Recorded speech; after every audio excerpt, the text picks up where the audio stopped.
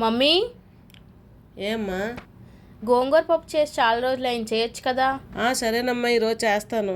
గోంగూర పప్పు రెసిపీ చూద్దాం. ముందుగా 1/2 కిలో కందిపప్పు తీసుకొని క్లీన్ చేసుకుందాం. అందులో తగినంత నీళ్లు తీసుకొని ఉడికించుకుందాం. ఇలాగ ఉడుకుతున్న పప్పులో 1 ఉల్లిపాయ, 3 టమాటాలు, 6 పచ్చిమిరపకాయలు కట్ చేసుకొని వేసుకోవాలి. పెద్ద కట్ట గోంగూర తీసుకొని సాల్ట్ వేసి వాటర్లో 10 నిమిషాలు అలా పక్కన పెట్టి శుభ్రంగా క్లీన్ చేసుకోవాలి. క్లీన్ చేసుకున్న గోంగూరని వేరే తపాలు వేసుకొని ఉడికించుకోవాలి. ఉడుకుతున్న గోంగూరని గట్టితో మెత్తగా చేసుకోవాలి. బాగా ఉడికిపోయిన పప్పులో ఈ గోంగూర వేసి కలపాలి. ఇప్పుడు ఉడుకుతున్న పప్పులో తగినంత ఉప్పు, కారం వేసుకొని కలుపుకోవాలి. నేనైతే 2 స్పూన్లు కారం వేసాను. దీన్ని 10 నిమిషాలు స్లోలో పెట్టి ఉడికించుకోవాలి. ఇప్పుడు తాలింపు కోసం ఒక గిన్నె తీసుకున్నాం.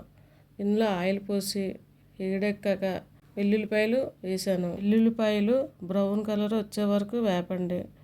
2 స్పూన్లు ఆవాలు, 2 స్పూన్లు జీలకర్ర, ఒక 10 ఎండుమిర్చి, కొద్ది కరివేపాకు వేసి బాగా కలుపుకోవాలి. వేగిన తర్వాత పప్పు అందులో వేసి కలపాలి.